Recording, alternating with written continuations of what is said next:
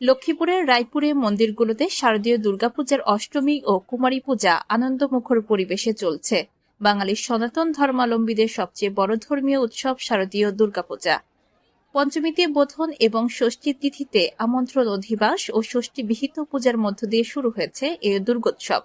আজ মঙ্গলবার সকাল 30 সেপ্টেম্বর অষ্টমী। আজ দেবী দুর্গার পূজা হবে 5 নৈবেদ্য, অগ্নি, বায়ু, বস্ত্র, পুষ্প ও মাল্য দিয়ে। নির্জলা উপবাসে থেকে নারী, পুরুষ, শিশু, কিশোর ও প্রবীণরা একসঙ্গে দেবীকে অর্পণ করবেন পুষ্পাঞ্জলি। সন্ধ্যায় অনুষ্ঠিত হবে সন্ধি পূজা। তবে আজকের দিনের সবচেয়ে বড় আকর্ষণ হল কুমারী পূজা।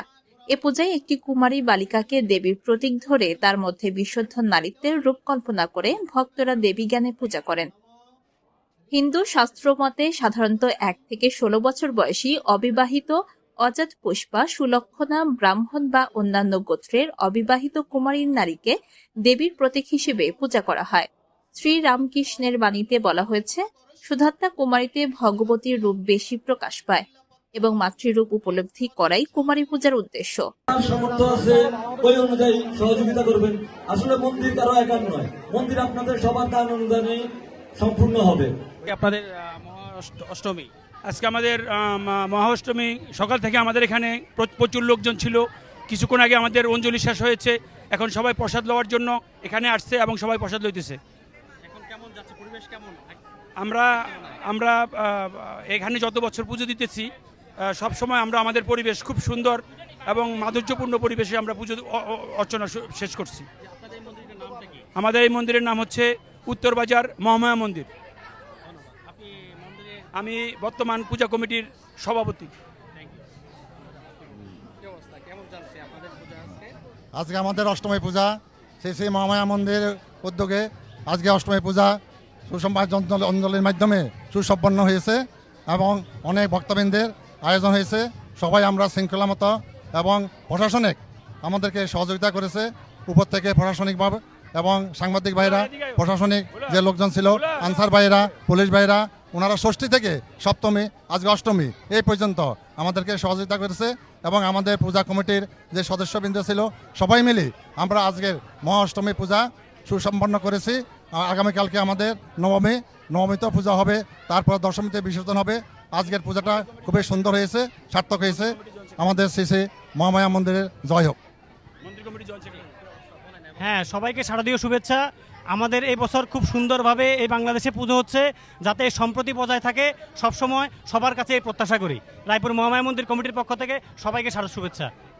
পূজা দেখতে আসা দর্শনার্থীরা বলেন, আমরা অনেক আনন্দ করছি। প্রতি বছরের ন্যায় এবারও পূজা অনেক সুন্দর এবং ভালো হচ্ছে। কোনো ধরনের কোনো আপত্তিকর কোনো ঘটনা রায়পুরে ঘটেনি। আমাদের নিরাপত্তার কোনো কমতি এ সরকার করেনি, এজন্য সরকারকে ধন্যবাদ জানাই। অষ্টমী অঞ্জলি খুব ভালো হয়েছে, সবাই আশা আনন্দ করেছে এবং সবাই অঞ্জলি নিছে। কালকে নবমী, পরশু দশমী। খুব আনন্দ চলতেছে। হ্যাঁ, না এবছর আরো আনন্দ হইতেছে, আরো বেশি আনন্দ হচ্ছে। প্রশাসনিকভাবে আমরা খুবই যথেষ্ট দায়িত্ববান পাইতেছি, সেবা পাইতেছি, খুবই আমরা খুশি আছি তাদের প্রতি। পূজাতে সবকিছু মিলে ভালোভাবেই সম্পন্ন হয়েছে। পূজা অঞ্জলি দিলাম একটু আগে। হ্যাঁ, খুব সুন্দর।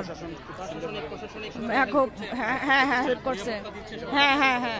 রায়পুর বাজারের মধ্যে অবস্থিত শ্রী শ্রী জগন্নাথ দেব বিগ্রহ মন্দিরের 2025 সালের শারদীয় দুর্গাপূজার আজকে মহা অষ্টমী। ষষ্ঠী পূজা দিয়ে পুজো শুরু হয়েছে, সপ্তমী গতকাল গেছে, আজকে মহাষ্টমী পূজা সমাপ্ত হলো। সভাপতি আমি এগুলো মনিটরিং করি। পুরা রায়পুরেই এখন পর্যন্ত কোনো সমস্যা হয় নাই। পৌরসভার 3টা মন্দিরে তো হয়ই নাই। সুন্দর এবং সর্বাঙ্গীনভাবে আমরা পূজা অর্চনা করে যাচ্ছি। আশা করি এটা দশমী দিন পর্যন্তই পরিবেশ বজায় থাকবে এবং সরকার যে পদক্ষেপ নিয়েছে, আমরা সেই সরকারকে মন্দিরের পক্ষ থেকে, ভক্তবৃন্দের পক্ষ থেকে, পূজা কমিটির পক্ষ থেকে, মন্দির কমিটির পক্ষ থেকে আমরা সরকারকে ধন্যবাদ জানাই। আব্দুল্লাহ আল মামুনের তথ্যচিত্রে সীমা আক্তার, চ্যানেল 21, লক্ষ্মীপুর, রায়পুর।